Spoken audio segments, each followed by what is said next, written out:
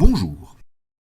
Aujourd'hui, je vous propose de parler de la culpabilité. Vaste sujet que la culpabilité. Tout d'abord, il convient de différencier la culpabilité traumatique de la culpabilité non traumatique. Rien de plus simple. La culpabilité traumatique répond aux mêmes règles que n'importe quel traumatisme. Une culpabilité traumatique est incontrôlable. Je conscientise le mécanisme de culpabilité, mais je ne peux en rien le contrôler, le faire cesser ou même le diminuer. Elle est prévisible. Je sais parfaitement que je vais culpabiliser. Rien qu'au réveil, dès que je reprends mes esprits, je sais que je vais culpabiliser de rester trop longtemps au lit. Troisième et dernière règle, la culpabilité traumatique est disproportionnée. Le moindre heurt, la moindre contrariété, même minime, va déclencher des flots de culpabilité. La culpabilité non traumatique, elle est différente. C'est un simple feedback, un retour d'information qui nous informe de la réussite ou de l'échec d'une action.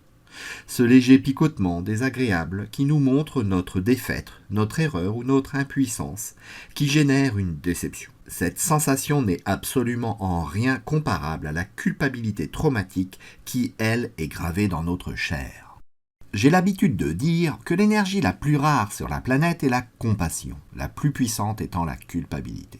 Tout d'abord, la culpabilité n'est pas une émotion. Souvenez-vous, une émotion, du latin emovere, mettre en mouvement, est toujours associée à une action. Sans mouvement associé, pas d'émotion. Dans la culpabilité, il n'y a pas de mouvement. On ne peut ni la fuir, ni la combattre ou même la lâcher. En fait, je ne devrais pas dire la culpabilité, mais les culpabilités. Lorsque j'observe les culpabilités, j'en découvre 3 types différents, répartis en 2 familles bien distinctes. Le premier type, lié à l'image de soi, lié à ce que je suis, lié à l'être. Je parle ici de culpabilité cellulaire. Je suis né coupable, mon être est coupable, toutes les cellules de mon être sont coupables. Les 2 autres types de culpabilité sont liés à ce que je fais, voire à ce que j'ai. On est lié au faire et à l'avoir. Plus précisément, le type 2 est lié à mon incompétence à faire ou à avoir quelque chose. Le type 3, lui, est lié à ma compétence à faire ou à avoir quelque chose. Je me sens coupable des conséquences de ma réussite.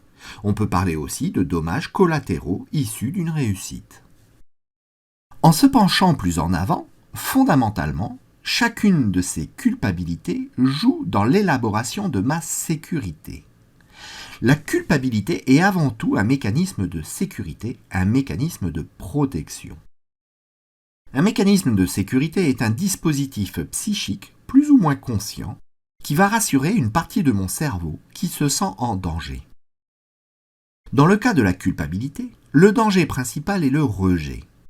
Soit la culpabilité va être un mécanisme qui se conforme à ce qu'une autorité a vu en moi et a forgé dans l'image de soi, un éternel coupable, ou alors la culpabilité va être une croyance qui structure ma pensée en un tout cohérent. Lorsque je vis quelque chose d'incompréhensible, la culpabilité va donner une direction logique à ma pensée. La culpabilité, dans le cas du type 2, appartient à une famille plus vaste de mécanismes que sont les croyances. Quel que soit le sujet de la croyance, superstitieux, religieux, ésotérique, même scientifique, la croyance relève toujours de la même mécanique, du même mouvement de pensée. Ce mécanisme a toujours la même origine et nourrit à la base toujours le même besoin. Partons d'une situation initiale A, à l'instant T. Plus tard, à l'instant T plus 1, j'ai une situation C qui n'a plus rien à voir avec la situation A. Le lien de cause à effet n'est ni direct ni simple à comprendre, à assimiler. Le cerveau va vivre ce que l'on nomme une perte de sens. Une perte de sens peut être une incohérence, une incongruence, un déficit informationnel. Quoi qu'il en soit, le cerveau va souffrir du manque de sens de cette situation C. La croyance va remettre du sens. C'est une petite histoire, une création de la pensée qui va s'insérer entre A et C et qui va permettre de comprendre le pourquoi du C en partant de A. Imaginons, je suis sur ma plage magnifique, tout va bien, et un ouragan vient tout détruire. Je perds tout. Plus l'incident est brutal, rapide et inédit, plus le choc sera violent. Et moins le cerveau sera apte à comprendre, à assimiler ce qui vient de se passer. Ce pourquoi est psychologiquement dévastateur. Je vis donc dans mon endroit paradisiaque qui va être détruit sans que je puisse faire le lien direct de cause à effet.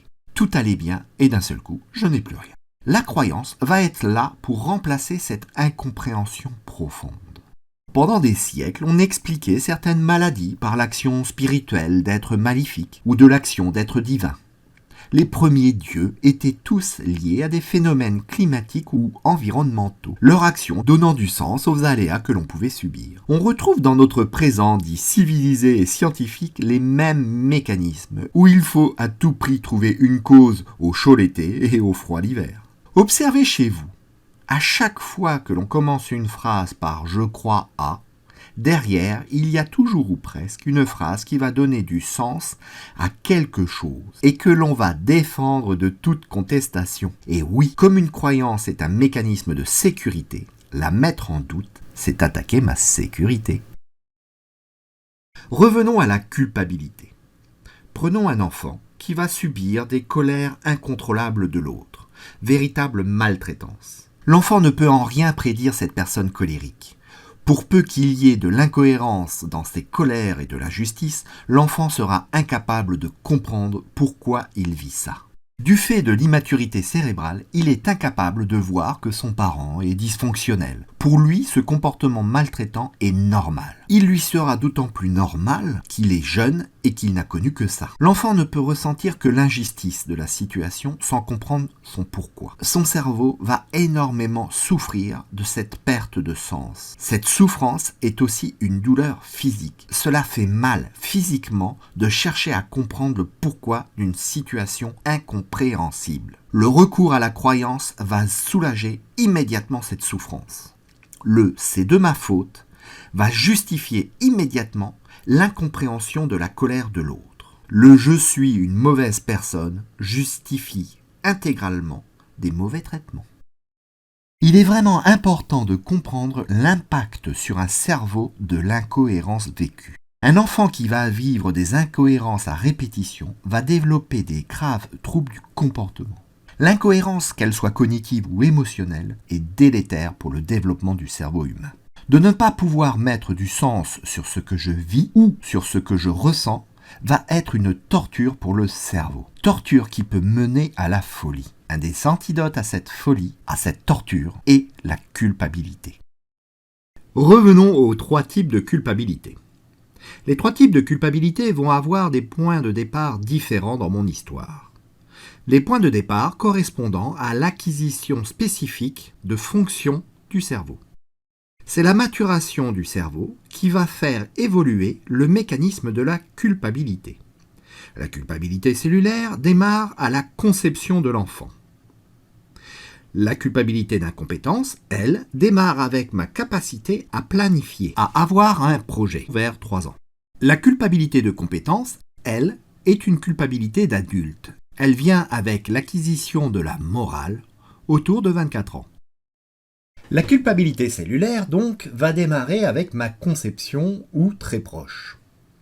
Je ne suis pas en train de dire que mes cellules vont culpabiliser, non. Je suis en train de parler de mon ressenti, de la perception de mon histoire. Lorsque je développe une culpabilité cellulaire, j'ai le sentiment que ma venue sur Terre est une erreur. Comme si le vivant ne m'était pas mérité, légitime. Et je place la genèse de ce ressenti à ma conception. Pour illustrer de façon explicite, je prends l'exemple le plus évident, étant une grossesse non désirée, où je vais construire mon image de soi sous le regard réprobateur de mes parents qui me perçoivent comme un accident. La culpabilité d'incompétence va démarrer avec l'âge de la conscience, à une époque de ma vie où je vais commencer à planifier, vers 2 ans et demi, 3 ans.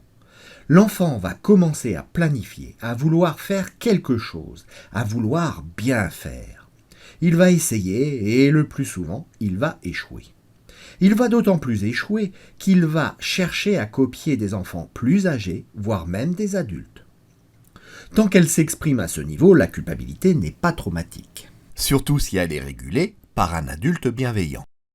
Mais si le contexte est violent, stressant ou pire, incohérent, voire humiliant, l'enfant va être en perte de sens. S'il est humilié au lieu d'être encouragé, par exemple, il va se retrouver dans une situation incohérente où la culpabilité va agir en antidote, en recréant de la cohérence. Je n'y arrive pas parce que je suis nul. Je n'arrive pas à faire. Je suis un être défaillant, ce qui explique pourquoi je suis humilié, battu ou rejeté.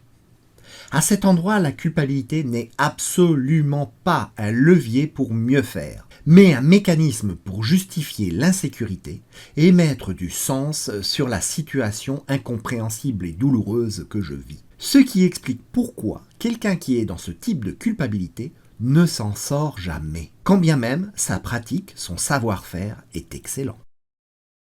La culpabilité de compétence, elle, n'est pas traumatique. C'est la culpabilité la plus évidente à repérer, parce qu'elle nous montre clairement ce qui ne va pas. Elle va pleinement se développer lorsque les zones de notre cerveau, qui font fonction de morale, vont être opérationnelles, vers 23-25 ans. Prenons l'exemple d'un père de famille qui veut augmenter ses revenus. Il va augmenter sa charge de travail, gagner en profit, et au final augmenter ses revenus. Malheureusement, il devra payer un prix à cette hausse de revenus. Il se sentira coupable de moins passer de temps avec son enfant. L'antidote à cette situation est relativement simple. Il s'agira de rétablir l'équilibre entre les différentes stratégies qui alimentent chacune leurs besoins respectifs. Cette culpabilité de compétence est bien moins ou même pas du tout traumatique, parce que la personne peut trouver une nouvelle stratégie afin de réparer ses erreurs. Si à cet endroit, rien ne vient alléger la culpabilité, c'est qu'à coup sûr, elle a réveillé une culpabilité de type 1 ou de type 2. Je vous remercie de votre attention et je vous invite à regarder la suite de cette vidéo afin de mieux comprendre le développement des mécanismes de culpabilité et leurs origines. Je suis Julien Renaud et je me propose de vous accompagner sur votre chemin de réparation des mémoires traumatiques. À bientôt.